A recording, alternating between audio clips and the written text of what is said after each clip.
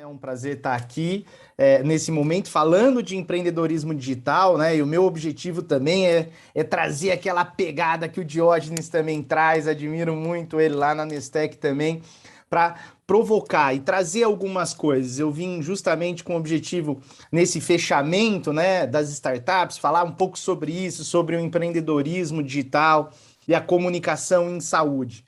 Então vamos lá. O nosso tema de hoje é empreendedorismo digital e comunicação em saúde. Eu, que tenho mais de 20 anos, mais de 20 anos de experiência como empreendedor, né? Sou especialista em comunicação e já atuei em hospital e plano de saúde e atualmente CEO e fundador da TV Doutor. E tem mais uma questão também que eu quero trazer para vocês, que muito tem se falado, né, na saúde, que é a questão da aviação. Eu sou piloto de avião, operei em linhas, né? Ou seja, com um avião transportando diversas coisas pelo nosso Brasil, e muito hoje se traz algumas relações com a aviação e a saúde e a medicina, no que tange a comunicação, no que tange ao que a aviação tem de ser segura, né? Ou seja, pelos processos e por tudo isso. Então, trazer um pouco aqui para vocês, eu já quero começar impactando, ou seja, trazendo aqui para você o empreendedorismo digital e as startups camelo. Por que eu estou trazendo esse tema? Porque nós estamos num momento onde tem se falado sobre capitais, né, aquisição de novas startups, tem se falado em investimentos de startups, e isso está muito ligado ao empreendedorismo. Mas o que talvez nem todo mundo conheça é a figura do camelo em relação às startups. O que significa isso? Significa que são empresas, empreendedores, talvez, ou seja, liderando empresas que vivem com pouco, né, recurso, de forma limitada, de forma gradual, porque nem tudo é exponencial. Isso é uma coisa muito importante da gente observar. Nós vimos aqui muitas tecnologias, eu acompanho aqui, né? Eu acompanho o empreendedorismo digital na saúde, e nós observamos que muitas situações, muitas empresas, elas acabam, às vezes, não tendo um sucesso, não é porque faltou ali o recurso, ele conseguiu uma captação, mas porque não estavam no time. Então, quando a gente fala, às vezes, nem tudo é tão rápido. Algumas tecnologias, como estavam falando em relação ao wearables, aos relógios, como eles estão se tornando cada vez mais acessíveis, isso é muito importante. Mas o empreendedor, o empreendedorismo digital, e se você pensa em empreender na saúde, tem que estar preparado para recursos esparsos e também as coisas levam mais tempo do que a gente imagina muitas das vezes. Então, o meu objetivo é, como empreendedor, sendo fundador de 3 empresas, já tive sucessos e insucessos, trazer um pouco dessa bagagem que possa ajudá-los e desmistificar algumas coisas, porque, como o Diógenes falou, nem tudo é sobre puff e escorregador. Tem muito trabalho, tem muito, como eu digo para o meu time, sentir o paciente ali, sentir o negócio no pulso, né? Que é você ter esse acompanhamento. Então, quando a gente tem essa característica, o que são as startups camelos, né? Ou seja, mais uma vez, são startups que vivem com pouco recurso e que se sustentam, ou seja, o famoso bootstrapping. Você vem com capital próprio e capital da própria venda. O melhor dinheiro que tem para uma startup é o dinheiro, para uma startup, para uma empresa, é o dinheiro do cliente. E quanto antes você consegue ter fontes de recurso diretamente dos clientes, é o melhor negócio. Então, isso é muito importante, porque você consegue, como empreendedor, reter participação acionária, às vezes às custas de dificuldades, não é tão simples gerir parcos recursos do que quando você tem muitos recursos, porém, vi muitas startups de crescimento acelerados, que às vezes passavam do lado voando, literalmente, bater na parede depois.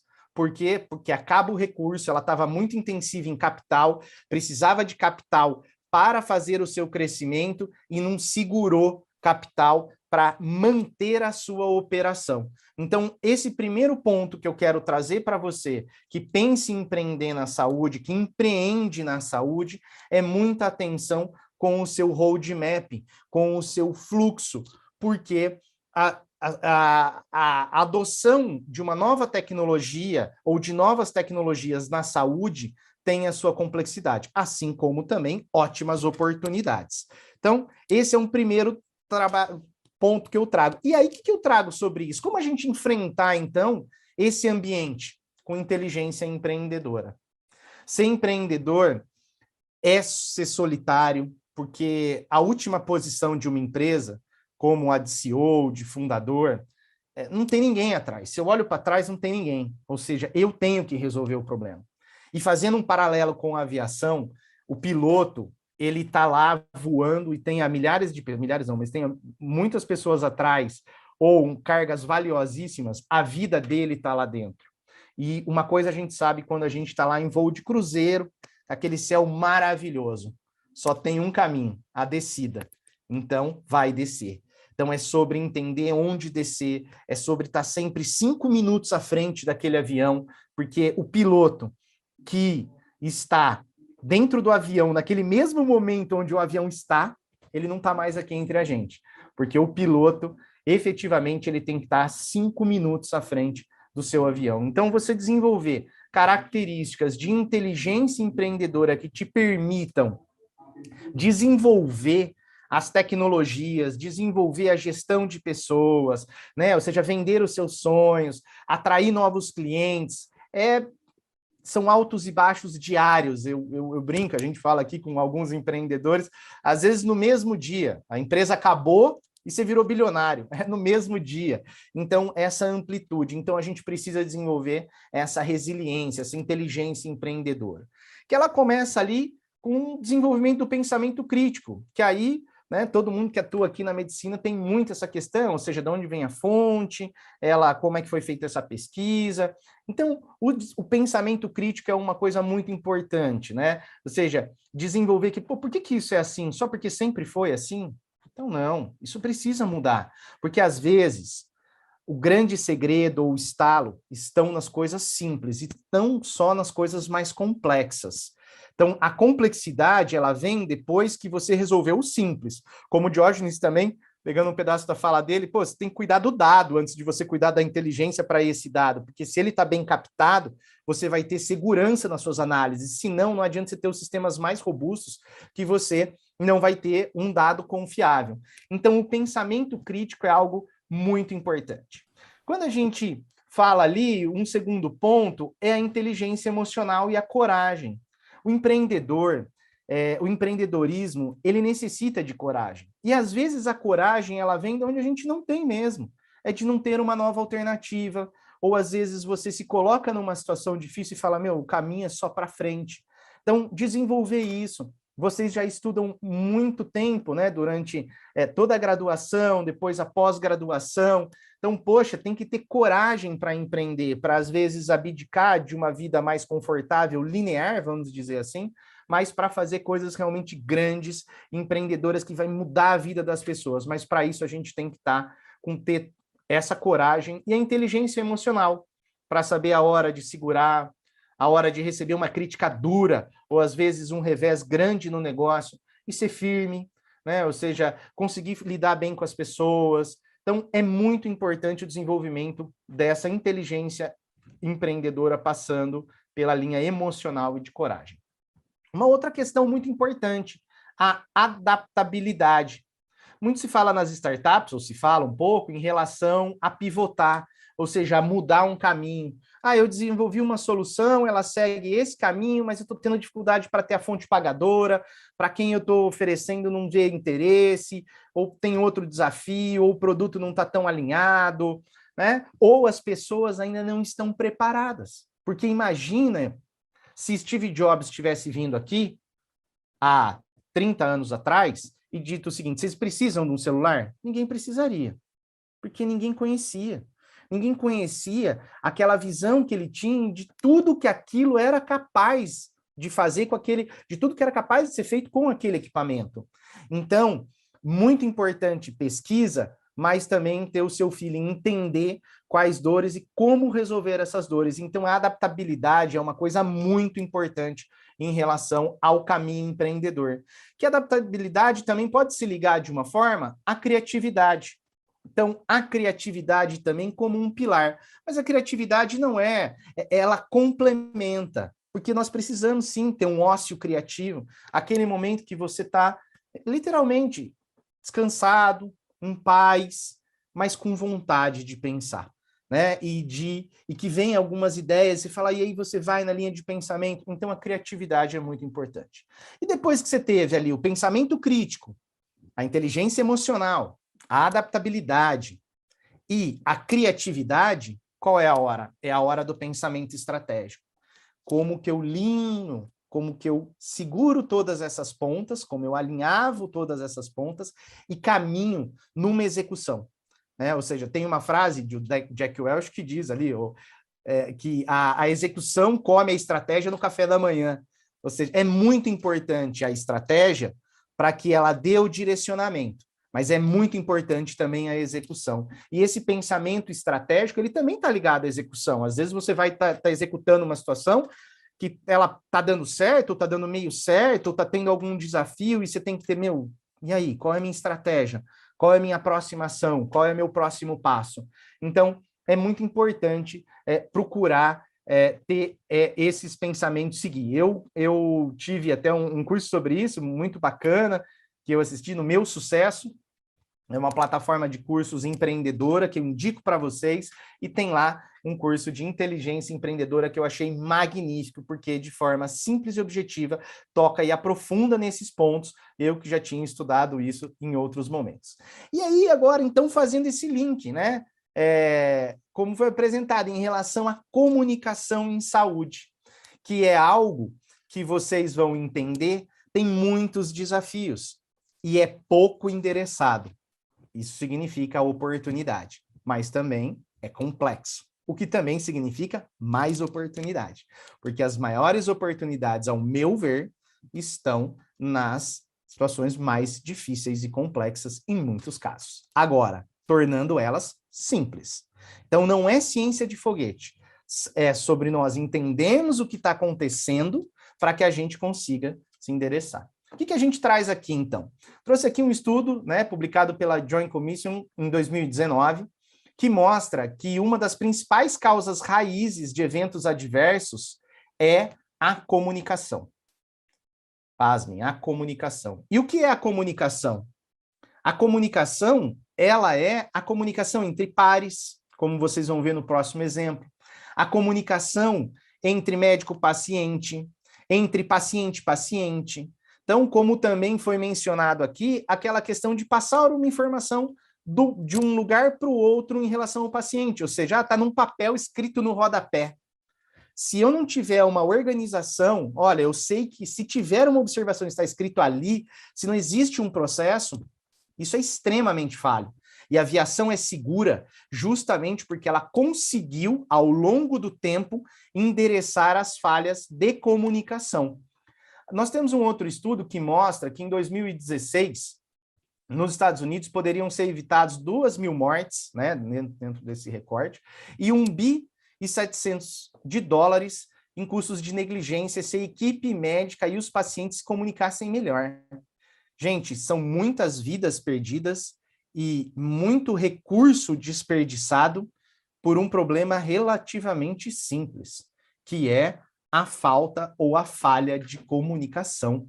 E às vezes ela parte da empatia, de eu querer ter certeza que o meu parceiro, que quem está me rendendo nesse plantão entendeu sobre aquilo que está escrito no prontuário de um paciente. E claro, isso tem que ser automatizado.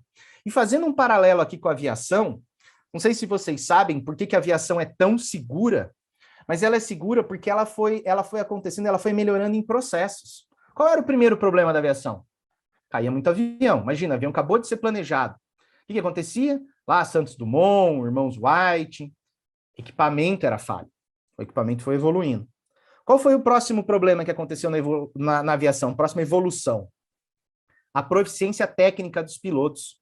Ou seja, sobre pilotar mesmo. Sobre ali no manche, sentir o avião e conduzir o avião numa trajetória segura, que é isso que um piloto faz.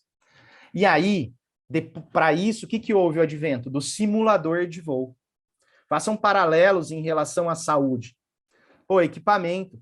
Equipamentos são infraestruturas. ou equipamentos que vão se modernizando e vão melhorando, mas vamos pensar aqui no Brasil em relação à infraestrutura. Quando a gente está falando de treinamento de piloto de avião, o que a gente está falando das grandes companhias ou das companhias aéreas? Nós estamos falando de simulador de voo, além de uma pauta extensa de estudos, né, de educação, né? O simulador de voo, ali é testado por eficiência, ali é onde é testado pane em cima de pane, mesmo que tenha remotíssimas condições de acontecer ou que nunca tenham acontecido. Para se acontecer, eventualmente, no momento, o piloto está totalmente habilitado e preparado. Entre coisas que ele já vai tomar as ações que ele já sabe o que ele tem que fazer, ele não tem que consultar em nenhum outro lugar. E aí, entra a comunicação depois disso. O que começou a acontecer na aviação? Pessoas morriam e morreram porque um profissional de uma determinada companhia aérea, num avião, não detectou, não avisou a comissaria, o time de apoio, que tinha neve em cima da asa do avião. E o avião decolou e pumba, caiu. Canadá, isso aconteceu, vi que tem uma colega que está no Canadá, esse fato ocorreu no Canadá. Assim como houve um problema aqui no Brasil, na década de 80, onde um avião caiu na Amazônia. O passageiro chegou e disse assim, olha, eu vou todo dia, daqui para lá, né, na rota, se não estiver enganado, era Belém, Manaus, ou enfim, era uma rota naquela região. Ele falou, todo dia que eu vou, nesse horário, o sol está daquele lado. Agora a gente está indo e o sol está do outro lado. Não é simples? O que aconteceu? Houve negligência do comandante, houve negligência da equipe em passar isso e também ocorreu um acidente aéreo. Então, os eventos adversos, eles provêm disso. E aí, o que temos na aviação? O Cockpit Research Management, ou seja, os gerenciamentos de relações da cabine, de relações da companhia.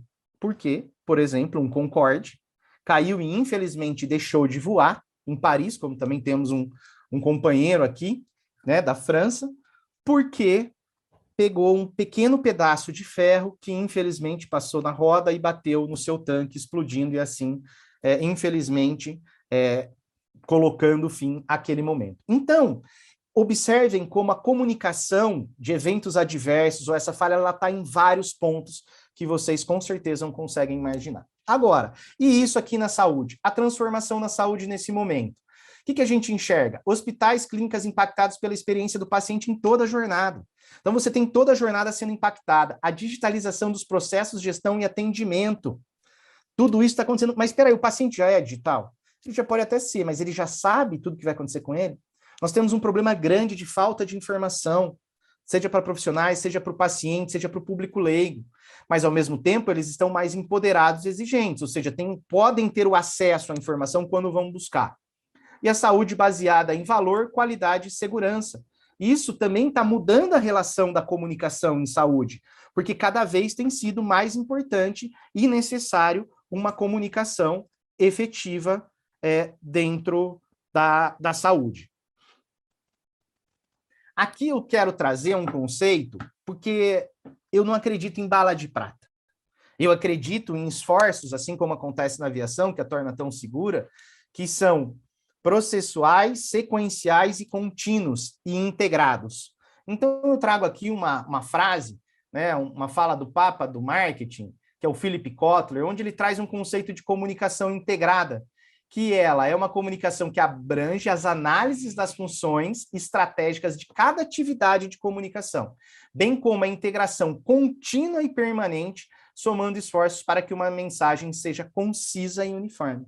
Então, pensem agora na jornada do paciente, que aqui eu trago, né, para o nosso negócio, onde a gente endereça a comunicação na sala de espera ou nessa jornada de atendimento do paciente. Então, veja que durante a jornada de atendimento do paciente, quando, por exemplo, ele busca um atendimento num hospital, que muitas vezes, ou para ir numa consulta, ele buscou informações na rede social, ele buscou informações na internet, ele chega, ele vai a uma recepção que ela é fracionada, ele chega na sala de espera, ele aguarda, ele faz uma pré-consulta, depois ele vai fazer a guarda para a consulta, chega na consulta do atendimento médico, aí ele está falando com o médico ou fazendo o exame, que o médico, quando pede os seus exames, ele vai para uma sala de espera de novo, ou para uma recepção, busca informação onde ele faz os exames, às vezes na própria unidade ou em outras unidades, e assim todo o ciclo vai se repetindo. Então, em todo esse momento aqui, enquanto ele não está falando com o médico ou fazendo a sua consulta, né, ou realizando o seu exame, ele pode ser impactado por comunicação, porque ele tem muitas dúvidas aqui. Ou seja, onde é a sala do exame? Onde é a sala do médico? Como que é esse perfil de triagem? Né? O que eu tenho que fazer? Qual é o meu comportamento adequado? Quais são as medidas de qualidade e segurança que eu tenho que tomar nessa recepção, neste lugar que eu estou? Quais são as perguntas? Eu costumo dizer para os médicos que a gente atende, temos hoje mais de 600 consultórios espalhados no Brasil. É simples, doutor. Quais são as 5 principais perguntas que o seu paciente sempre te faz? Reforça elas na sua sala de espera ou na sua comunicação, ampliando, tornando essa conversa mais efetiva. E outra, doutor, quais são as 5 perguntas que o seu paciente nunca te faz e você gostaria que ele fizesse, que ele fosse esclarecido? Antecipa essa conversa, antecipa essa informação, porque uma vez ele tendo essa visão e o paciente conhecendo mais, ele vai estar não só mais empoderado, mas mais engajado e vai fluir melhor a comunicação. Então, a comunicação, ela é simples. Ela vem de problemas complexos. O que é complexo na comunicação é medir, porque a mensuração ela é feita apenas com pesquisas, com processos muito bem ordenados de frações daquela comunicação. Mas a comunicação, ela tem que ser e deve ser extremamente simples. Então, pense muito em relação à jornada do atendimento do seu paciente. Como uma inovação simples, um vídeo em momentos pós-operatório, onde o paciente pode ali acompanhar e depois seguir no seu pós-operatório de uma forma muito mais clara e objetiva. Vídeo pré alguns momentos, como eu imagino que o nosso amigo Luiz deve falar na sequência. Então, esse é o caminho, a comunicação simples, sem segredo. E o que a gente traz, e como eu quero finalizar nesse momento, é que sobre o futuro. Sobre o futuro depende das nossas decisões de hoje. Mas não existe futuro sem educação. Então, seja a nossa educação do médico, do profissional, dos profissionais de apoio e, principalmente, na nossa visão, a comunicação com o paciente, para que ele possa saber os riscos que ele corre, para que ele possa estar ciente das decisões de saúde que ele pode tomar. Isso não é só sobre empoderamento, porque o empoderamento você torna, através da informação, uma pessoa mais forte, né? Vamos dizer assim, empoderada. Mas, às vezes, tem informação que a pessoa nem sabe que ela precisa. Então, nós temos casos, por exemplo, minha mãe teve herpes zoster. Eu, atuando na saúde, não sabia que tinha vacina de herpes zoster, que, por exemplo, o caso dela poderia ter evitado. Eu vinha saber depois. Então, são situações que eu nem sei que eu preciso saber. Por isso, a informação e a comunicação em saúde é tão importante, ok? Dizer o básico. Na pandemia foi mostrado o quanto, que é isso a gente já vinha falando, lavar as mãos é importante. E nós temos essa orientação desde criança. E não porque nós temos essa orientação desde criança em casa, nós devemos deixar de continuar tendo, porque a comunicação também é sobre frequência. Então, nós precisamos comunicar com frequência para que gere os devidos resultados. Assim, o meu muito obrigado. Estou à disposição, eu procurei trazer aqui, ser provocativo, ser uma base para que empreendedores possam crescer e aflorar no campo da comunicação. Muito obrigado.